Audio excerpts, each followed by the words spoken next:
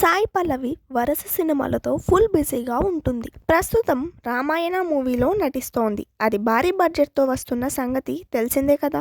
ఇందులో సీత పాత్రలో కనిపించబోతోంది సాయి పల్లవి. అయితే ఈ బ్యూటీ నుంచి మరో క్రేజీ అప్డేట్ ఒకటి బయటకు వచ్చింది. తెలుగులో తండేల్ తర్వాత మళ్ళీ ఈ బ్యూటీ కనిపించలేదు. తనకు హిట్ ఇచ్చిన డైరెక్టర్ హీరోతో మరో సినిమా చేయడానికి రెడీ అవుతోంది ఈ బ్యూటీ. అతను ఎవరో కాదు, హీరో ధనుష్.